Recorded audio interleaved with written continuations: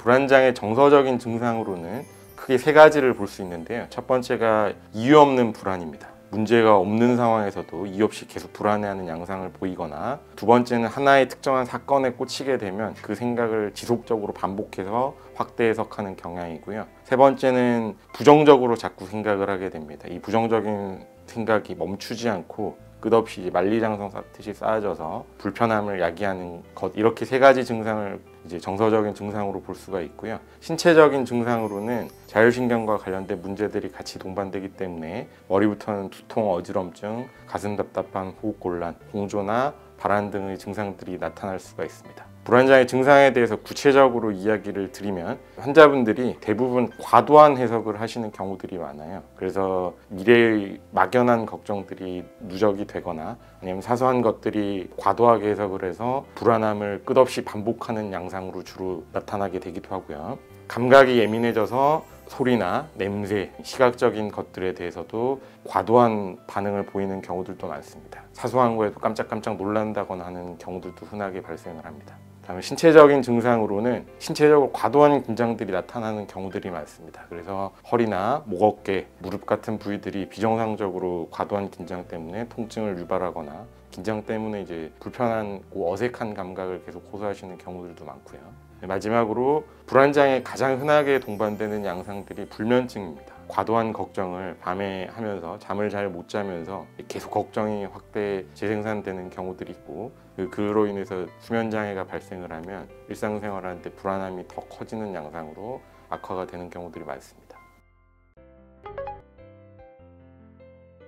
불안장애에 동반되는 증상들은 광범위하게 다종다양한데요. 대략 5가지 정도로 정리해서 말씀을 드릴 수가 있습니다. 불안장애 환자분들이 가장 흔하게 같이 동반되는 증상은 우울증이거든요. 우울증은 보통 불안장애가 장기화된 분들이 우울증이 같이 병발해서 우울증으로 넘어가는 경우들이 많습니다. 우울증의 대표적인 증상으로는 감정 기복이 굉장히 심해진다, 주의력이나 집중력이 상당히 떨어져서 머리가 멍하거나 일상생활하기가 힘들어진다, 의욕이 급격히 떨어져서 일상적인 생활들을 못할 것 같다, 이런 것들이 우울증의 증상인데, 보통 불안장애를 오래 앓는 분들이 그런 우울증을 같이 호소하시는 경우들이 많고요. 두 번째는 강박사고입니다. 강박사고는 일어날 확률이 매우 적은 일들에 대해서 거의 확신에 가깝게 그게 일어날 거라고 생각해서 그 생각에 꽂혀서 생각으로부터 자유로워지지 못하는 양상을 보이는 거죠. 세 번째는 신체화 장애라는 증상이 있습니다. 신체화 장애는 불안함이 극심할 경우 이제 일종의 자기 방어로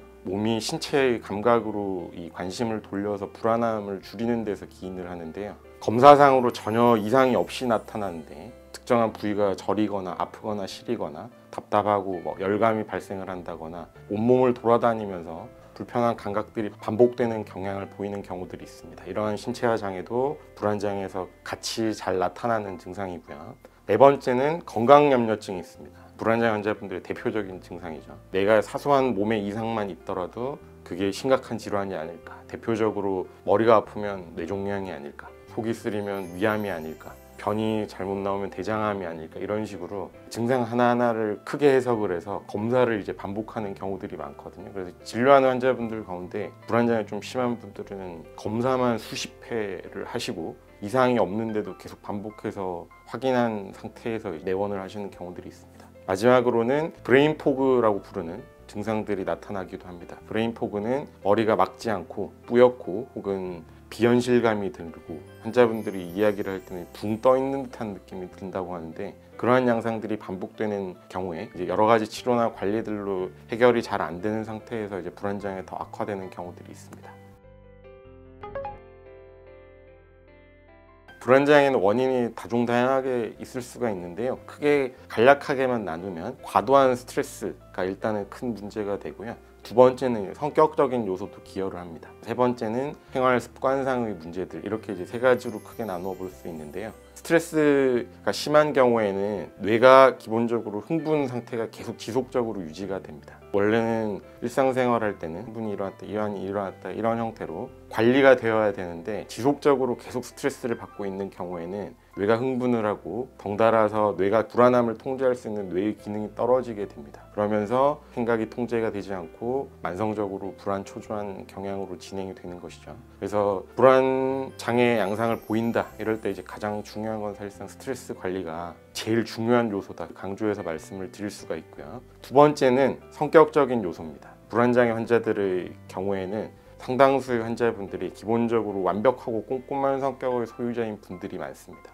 내가 계획한 대로 예상한 대로 일들이 진행되지 않는 경우에 그 부분에 대해서 과도하게 스트레스를 받거나 과도한 어떤 상황적인 해석들이 일어나면서 불안장애 악화되는 분들이 많거든요. 그런 경우에는 사실 좀 더 장기적으로 지나치게 이제 완벽을 추구하는 어떤 성격적인 요소를 조금 더 관리를 하실 필요가 있다. 그렇게 말씀을 드릴 수가 있고요. 세 번째는 진료를 하면서 보면 불안장애 환자분들은 기본적으로 생활 습관이 깨져 있는 경우들이 아주 많습니다. 신경을 흥분시키는 불안함을 야기하는 식품들, 대표적으로 커피나 술 같은 것들이죠.